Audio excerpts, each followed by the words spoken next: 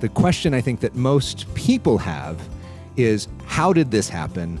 Why is this happening? And what's the biggest challenge for fixing it? This didn't happen overnight. I would consider this a slow boil.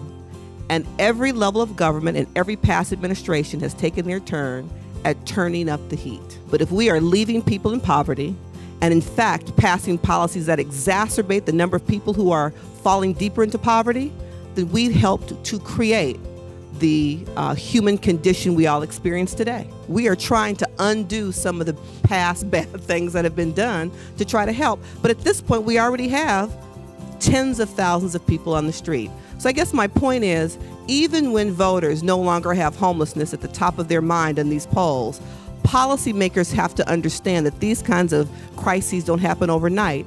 And so it's long-term sustained investments in keeping the bottom from falling out of families' lives. But it really comes down to, we have just not built enough housing, and the demand is so high. Unless we loosen up regulations, encourage more building, do a huge statewide emergency plan to build more housing, I don't believe this issue is actually going to get solved anytime soon. I truly do take to heart that we in government at all levels, working with our cities, need to look at why these barriers are in place and what can we do to get out of our own way as it relates to this problem. We claim that this is a state of emergency, but do we really mean it?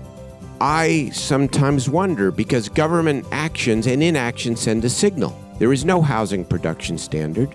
There is no enforceable benchmarks around meeting increasing percentages to get unsheltered homeless people off the streets. We are tacitly saying that this isn't important enough to make it a mandate and to drive the change.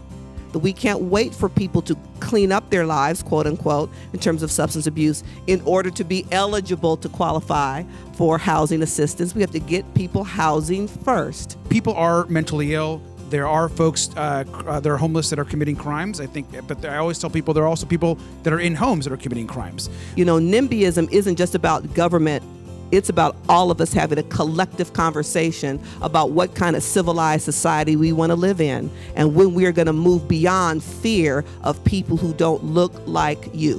And so I think it is time to do a deep dive in terms of what needs to be updated, if you will. So the goal is not to institutionalize, it's to build community services, stabilize, and for those that are unwilling to come in off the street, take the medication to them on the street.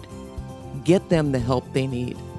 We can build all the housing we want, but at the end of the day, in LA County, we continue to house, but the number continues to grow. And it's not a one-size-fits-all.